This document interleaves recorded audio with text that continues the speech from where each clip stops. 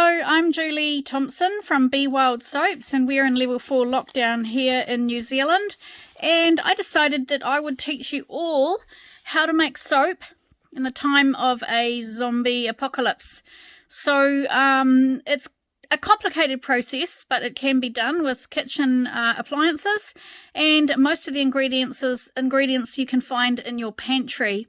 So I'm in the middle of a kitchen reno, as some of you know, and I have very little running water, electricity. I've made a workstation with 2 sawhorses, and my fats and oils are currently melting on the barbecue. So this is going to have a lot of imperfections.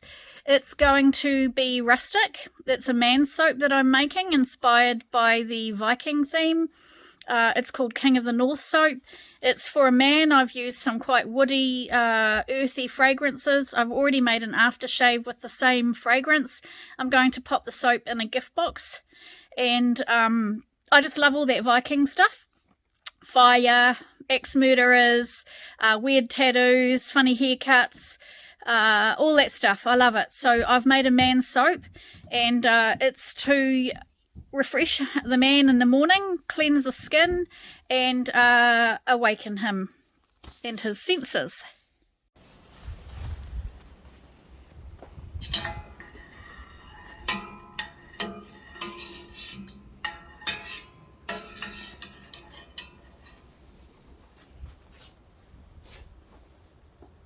So the history of soap started in ancient times, when people were cooking meat on the barbecue, and the fats and oils from the animal fats went down into the embers, and it might have started raining or something like that. And what you got was the combination of potash, water, and fats and oils, and it made a lather which ancient peoples would have noticed was quite cleansing, and they would have cleansed their tunics and their woven garments, and from there soap evolved until about the 1800s, when it was commercialized, industrialized, and now it's a staple in our lives.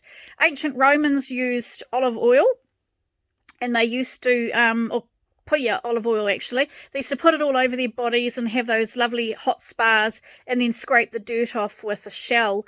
We no longer do that anymore, but we do love the fats and oils and the moisturizing qualities of soap. Handmade soap is perfect for that. I like it way better than commercial soap. I love making my own body products because it nurtures you. It's natural. You can control the ingredients, and I'm going to tell you a little bit more about the ingredients soon in this particular soap.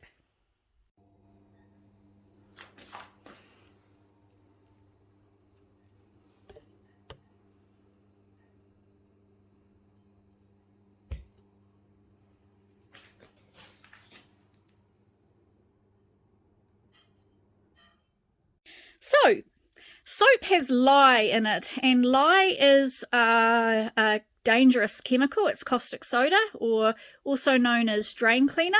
Drain cleaner is on the pH scale about 14. If it gets in your eyes or on your skin, it's very dangerous. You mustn't have children or puppy dogs running around when you make your soap. And you need to wear safety garments, PPE, a good mask. It will burn your lungs out. You'll lose your eyesight if it gets in your eyes. So we super fat our soap, homemade soap makers, and that uses up all the lye. So there's no more lye left in a homemade soap. It does need to cure for 4 to 6 weeks. But you have to use it. There's no other option in chemistry, and it is what forms the saponification process, which is what we're trying to achieve with our fats and oils. Now here is my lye. Managed to get it down to 45. It can get up to 200 degrees, so you have to be real careful.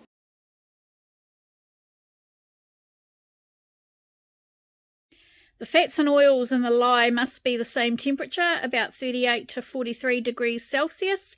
I've currently got my fats and oils running at about 65 and my lye solution at 45 because I'm simply using this kitchen and a barbecue, and I'm waiting for them to try and equalize, and I'll mix them together with my colorants and my fragrances. I have used a soap calculator. There's about 5 online you can use. I recommend any one of them. Should the internet go down, you need to know how to do algebra, which thankfully I do. I can calculate this manually. Every fat or oil that I use has a different saponification value and a different quality, including lather, conditioning, moisturizing, hardness and cleansing. So you have to get them in the right balance to achieve the kind of soap that you want, and the soap calculator will enable that to happen. You need to have it about 50-50 saturated, unsaturated, so that's oils and butters. I'm doing 60-30 today, but then there are other things you can do to aid hardening of the soap. So we super fat it, which I would have said before, at 8 to 10%, so that makes sure all the lye is used up. You can water discount, which means not use as much oil as the soap calculator tells you to use if you're looking for a hard soap. I also like to soap at quite a high temperature. There is a risk with that because you can get a thing called alien brain and cracks down the middle of your loaf. But the careful soap maker will try to avoid those things. If you have it too hot, your fragrance oils will vaporize. I put them in last. Make sure that you use fragrance oils or essential oils, I should say, that do not have vanilla in, because vanilla can cause the soap to trace too quickly, and also it can cause the soap to seize, something that makes the soap unusable. It's a fail. So hopefully that won't happen today, but I'm still going to post this if it does happen, because you'll learn from your mistakes and somebody else might try making soap at home and get a way better result than me. So in my man soap, I've used cypress oil. It's an essential oil. It's absolutely luxe. I love it. It is quite a manly smell. It's made from twigs and wood and bark. Cypress oil is fresh. It is earthy. It's antibacterial. It's antimicrobial, antifungal. So why wouldn't you want to use that on your skin if you have cuts and little abrasions? It'll be quite stingy, my aftershave that I made with it, because I've put rubbing alcohol and what else? Witch hazel. And I used vegetable glycerin and my cypress oil, so as an aftershave it will be quite astringent, but that was what I was going for. So now I'm making the matching soap. I'm hoping that the fragrance of the cypress oil lasts through cure time, because you can even use it for hemorrhoids if you dilute it. It's good for warts, wounds, infections. It's just beautiful. And if you want to dilute it, you can rub it on sore muscles, which is great for a working man, and it also reduces body odor. So this soap's going to be just marvelous for the Viking man who wants some downtime. Also, cypress oil is known to help with anxiety and stress, so that's pretty good if you're in lockdown. The peppermint oil, I used a really nice one from a nice essential oil provider for my aftershave, and I've just used like a supermarket style peppermint oil for the soap because it is expensive. It's an aromatic mint. Again, it's excellent for topical pain relief, headache, again another fresh smell, and some studies have shown that peppermint can help with chronic itching in pregnant women. But I'd talk to your health practitioner before you start using peppermint oil on your skin, especially down below. So a fragrance oil is oil or essential oil calculator. It can be found online, really useful. It uses the International Perfume Regulator Federation. I don't know, I'm making that up. They use their standards for topical applications for soaps and body lotions and makeup and cosmetics and hair and shampoo. So you can, if you run it through a fragrance oil calculator, you will get the exact amount you should be using in your soap. And I think that's important, because if you get peppermint down below, it's going to be a bit ouchy. In my case today, because my conditions are not that ideal for making soap, I've just made it to 40 mils. I still don't think that's enough, but we'll give it a shot. It also stimulates hair growth, peppermint oil, so I'm not sure how much is suitable. I'm just guessing, really. 40 mils is standard. Yeah, I didn't use the fragrance calculator, but go online, check them out. They're really excellent if you make body products, and I recommend for safety. The other thing I've used that's a little bit not as good as what I would have liked is a fragrance oil for sandalwood. Now, sandalwood essential oil is super expensive, not something I want to throw in a soap, and the sandalwood fragrance is going to give me the earthy top note, a dark musky smell. I think it's going to be the base with my fragrance mix. You should have a head note, a heart note, and a base note, and when you first smell the item, you'll get that top note, which disappears quickly, and from there you will get hopefully the base note will linger. So I'm using a fragrance oil. You can mix it with essential oils. Just be careful, if it has vanilla in, you could seize your soap. So that's the fragrance repertoire that I've chosen for this soap. Now I want to tell you guys a little bit about the oils that I've chosen. I've chosen safflower oil or sunflower oil. It is so cheap and cost effective for making soap. It has linoleic acid in, which balances your skin. It reduces or manages the sebum, not semen. And it's non-greasy and absorbed quickly. And that was pretty dodgy, wasn't it? And I'm gonna use castor oil, and which is viscous. You'll all know what castor oil is like. It's has the ricinoleic acid in it. You only use it to 10% because castor oil can make the soap quite sticky. It does give the soap a really nice shine, and it is the one ingredient I use to improve lather. Or lather, I should say. It gives you a lovely shiny soap. Coconut oil, well known to everybody.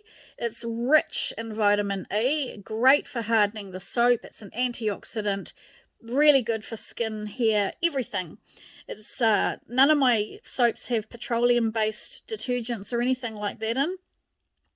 And I try to get a nice mix of fats and oils for various skin profiles. I'm going for a man soap this time. Men want moisturized skin and supple skin too with shine. So in this case, I've elected to use a kokum butter, I think it's called. Be careful if you have nut allergies. I'm not sure how you would do with that. But you can definitely use kokum oil, or butter I should say, as a hardening agent in soap, up to 10%. The other thing about kokum oil is it is fantastic for acne. It helps to manage minor inflammatory conditions in the skin. Great for cracked heels, so your guy's going to love this, and improves elasticity in the skin. Finally, there will be olive oil, which moisturizes your skin. It gives you shine and suppleness, and that's full of oleic acid, a very traditional ingredient in soap. If you use too much coconut oil, it's going to be too cleansing and actually drying. Try not to do that. If you want to make soap and use 100% olive oil, you're going to make a Castile soap. Now, if you're out in the markets and someone's selling a Castile soap, then I would say buy it. It's beautiful. I love the stuff. It takes, even up to a year to cure. So this is a soap that is real heritage, beautiful soap, very traditional recipe, and something that I'm looking forward to making. What I'm going to do is make my Castile soap with 100% olive oil in the future. Let it cure, let it saponify and cure in air for a couple of weeks, and then pack it and throw it in with the Christmas decorations. Forget about it. Get it out the following December and enjoy the Castile soap. So that's another goal project that I want to achieve sometime in the future.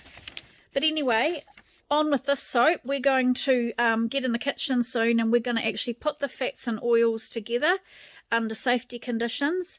we're going to do that very carefully with a blender and see how it goes. I'm a little bit scared, but I'm going to post it anyway online and show you what it looks like, what a trace looks like. How quickly a soap can come to trace is good to watch. And the other thing is I'll talk a little bit about colorants, of which there are quite a number. Remember, this is a simple soap I'm making. It's definitely targeted at guys, so it may not be the type of soap that you would enjoy, but you can find a good recipe online, throw it through a soap calculator and adjust it for what you want and for who you want to gift it to. So let's get going with this. Righto, so I'm nearly there. I'm nearly about to make my soap. So I'm just going to turn the camera around and show you a couple of things that I've used. Beautiful. There's my house. So as you can see, it's absolutely a nightmare here. A couple of things I want to show you anyway. There's my King of the North gift box. I'm giving my family. My hands are too dirty to touch it actually, but I was motivated by Sword and Spear. Will they know us when the North King rises? The earth shall tremble at our passage. So I'll try and open it. I'll do that later actually. I'll show you the aftershave later, but I've just put out a few books. Always good to have some soap making books for soap making. So I've got my oil there. I've got my lye ready to go. Temperature a little bit hot. 52, not cool. And see, that is a little bit of a temperature discrepancy there, a bit of a worry. So I'm hoping maybe wait a bit longer. Now I've got the charcoal here, which is to balance the skin, cleanse the skin. That's also going to be my colorant. Now you can use natural colorants such as beetroot, chlorophyll, many. I like mica powder. Mica is a natural ingredient, it's mined, but they add pigments to it. It's controversy around whether mica is natural, but you'll find it in all your eyeshadows and stuff like that. It's lovely, it reflects light. You can use F, D and C Lakes colour, which is pretty cool for bath bombs, which I might do a bath bomb video one time soon. But I'm just using charcoal. I think that when the soap is finally made, it'll end up grey rather than black, but we'll see how we go. Now here I've got kaolin powder. That is I'm using that to fix the fragrance actually, but kaolin also balances the skin, takes out impurities. Goes back to ancient times, Egyptian times. I've mixed both of these with some oil. Then I have black and white soap. Now the kaolin powder, because it's going to be soap's going to be made at quite a high temperature, I'm thinking that the kaolin powder will actually help to fix my fragrance. Now speaking of mica powder, I've decided to put a topping on my soap.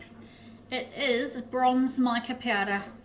Now most soap makers choose to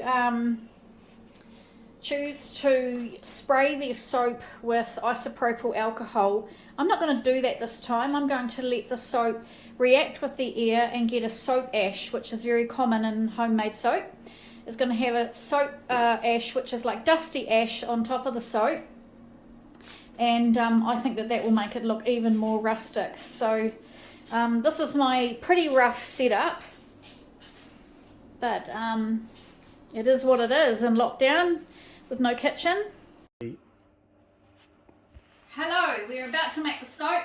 It's really exciting. I've got my eyeglasses to protect me from lye splashes.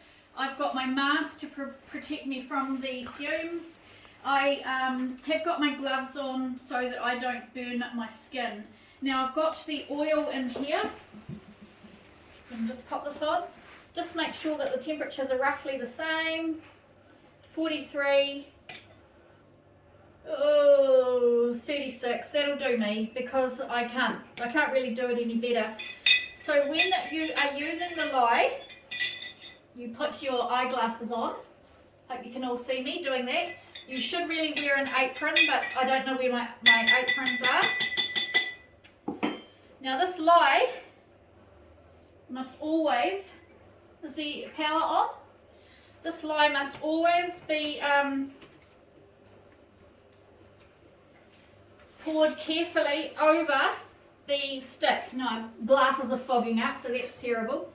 But when you put the stick into the oil, you don't just clamp it down like you saw me do, because you'll get bubbles in your soap. So you put it down on an angle and you actually burp the stick like that. It's not the most ideal container. Now then I'm going to pour the lye over, and as you're pouring it over, I want you to stir it. Now if you come up nice and close, you'll see that it starts to emulsify quite quickly. I like that. Can't see a thing because my glasses are fogged up. Okay, so I'm just going to stir it. Now what I want you guys to notice is trace. It's very important to know when a soap has traced. So I'm going to just watch the little colour change here. And then stir. So you don't just whiz it, but stir it. Feels quite thick.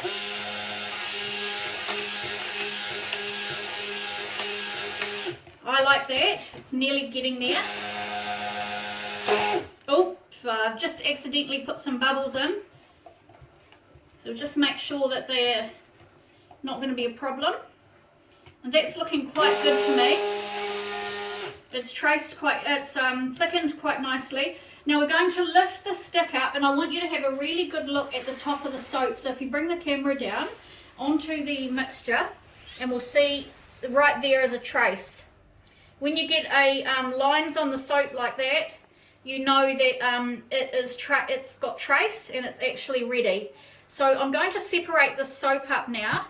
If you just want to take the camera back, and I'm going to separate it because I'm going to have two different colours. So I need to be careful with this one because I can see that it's going to get thick quite quickly. So I'm going to start with white first because I don't want to contaminate the white with black. And I'm going to put my kaolin powder in. It's purely for cosmetic reasons. And I'm going to give that a little mix. Remember to burp the stick. There's heaps of bubbles in that, so probably stuff that up a bit. Never mind, as I said, it's not going to be perfect. I've really put some bubbles in. That's okay. So I'm quite happy with that.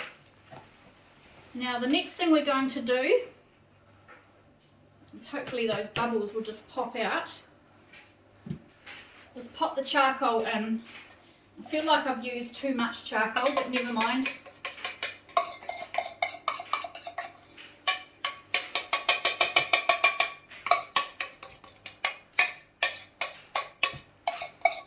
Quite difficult with this setup. Now,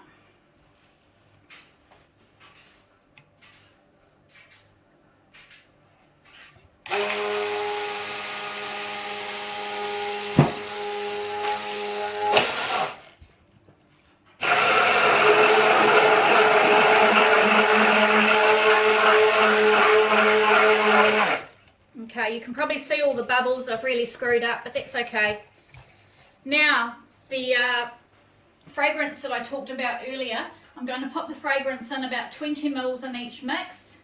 I'm going to have to hand mix that one, which is a bit of a concern because I can't transfer the black stick into it. So we'll just pop this in, knowing that it can bring it to trace quite quickly. So I'm just going to mix that fragrance in. The kaolin oil will hopefully, the fragrance will fix to it. I feel like that lady that does the Whittaker chocolate ad. What's her name? She's really luscious and she eats decadent food. Do you know her name? What is it? I want your voice on camera. What is it? What's her name? I can't She's remember. got really big boobs. Oh, they've all got big boobs. Only to you.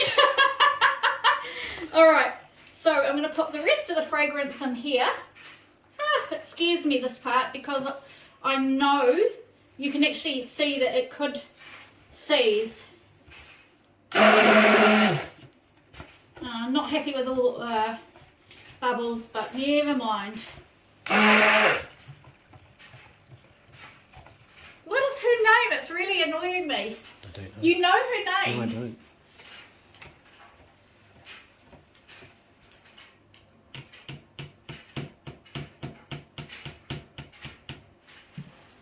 Right.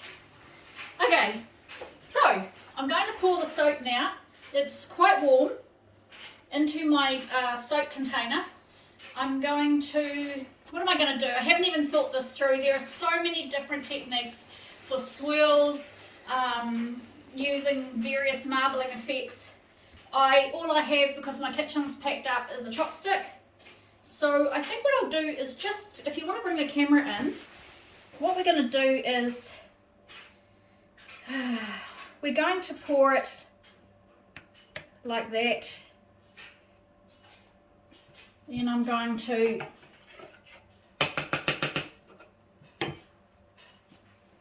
pop this one in, fill up all the corners. Now if you fill it from a high level, you'll get a nice sort of drop in your soap. So there we go. It's quite a runny soap, but I know it'll be okay because I did bring it to trace. Fingers crossed. I have a feeling that I'm not going to be able to use the marbling stick very well because it is so watery. I like that.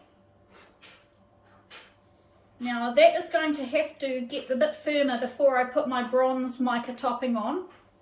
Remembering that Vikings come from the Bronze Age, I think. Now, there's actually a bit more here. So, I don't know. Whee! A lot of fun. Really pretty. And this could be like a heavy metal soap.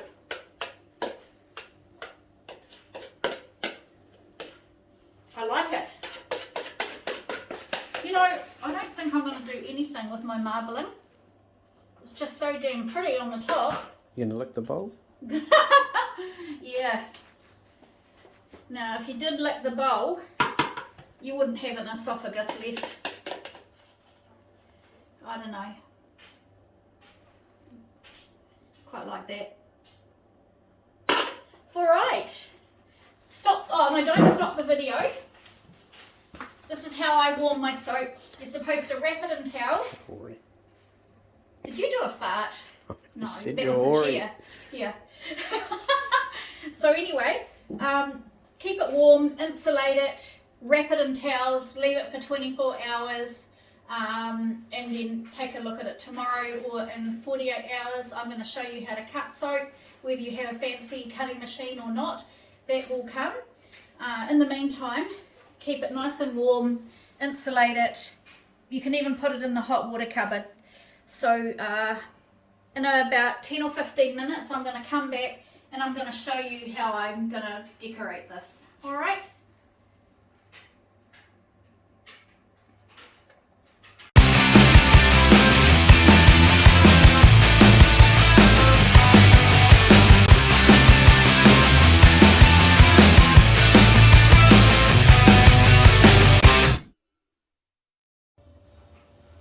Hello, right. So the soap I made is to go in this little gift box that I've made, King of the North soap, and inside is the aftershave. So I'm going to try and fit the soap in there. This is the beautiful aftershave that I told you guys about. It's rather nice. So if you have a look at the soap, you'll see that I'm hoping I'll be able to shrink wrap it with some biofilm, which is okay for the environment. Pop it in my gift box. So what I want to do now is just decorate it with a little bit of bronze mica, and basically there's a couple of techniques I could actually do here. I thought I brought a spoon, so I don't know really, this is just all experimental. The soap seems to have got harder very quickly, which is good. I thought it would, because if you've brought the soap to trace, then you'll absolutely know that it's going to go hard for you. 24 to 48 hours. You can leave it in the box for even up to a week. After that, I'd pretty much say it's failed, but sometimes it takes a little while. So I'm just putting this bronze powder on the top.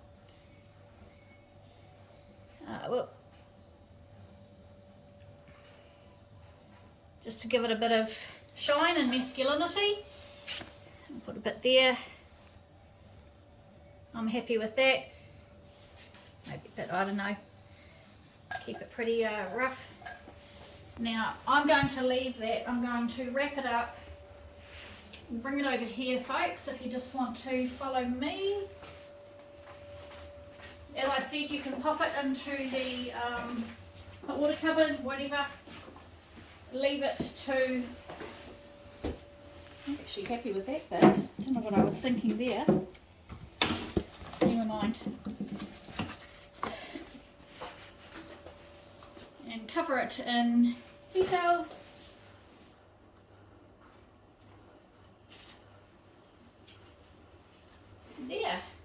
There you have soap.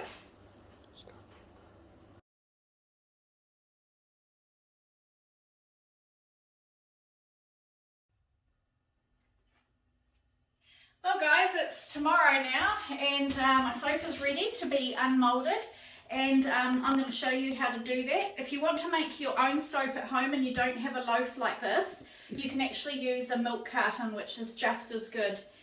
The mistake I made was I unmolded it too early. It was still sticky down the sides, and it's not perfect.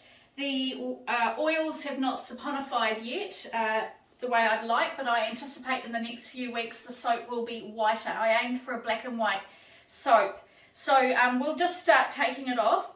Now you do need to wear gloves because it's still a really, really strong alkali. Also, you'll leave your fingerprints on it. This is my last pair of gloves. It's so hard doing anything in lockdown with no kitchen. Talking to you guys is good because So what you say? it's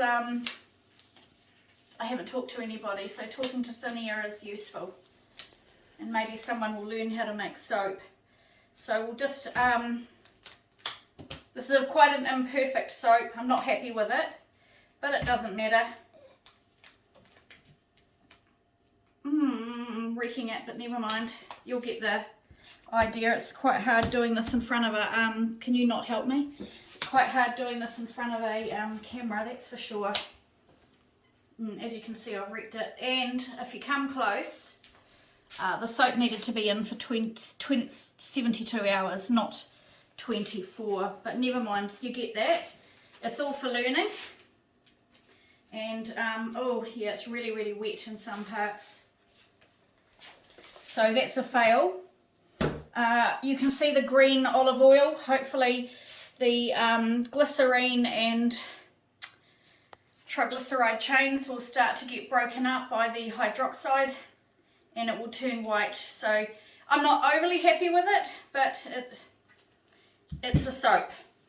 The thing I got right was the perfume without a fragrance calculator. The whole room smells beautiful. That's about it. So you'll see it's too soft. Now if you're going to make the soap in a milk carton and you don't have a fancy cutter like me, I've just made this pretty roughly to show you how to do it. You always cut the soap on its side. This is way too soft. I've got cutters like this, but you can use a kitchen knife or various cutters, and you just cut along the lines to get your soap, but I'm not going to do that today. So it basically making soap turns fat into soap by reaction with an alkali. So I'll try and do this on the side. I got this fancy thing from Europe. Yeah, so if you've got a soap, oh, this is so soft, it's not ready for cutting, but I'm going to do it anyway.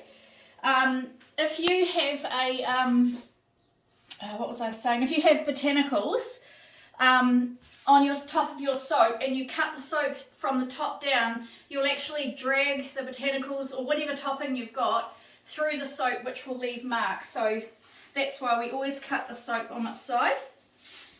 This is a hideous soap, but never mind. I think it'll get better as time goes by.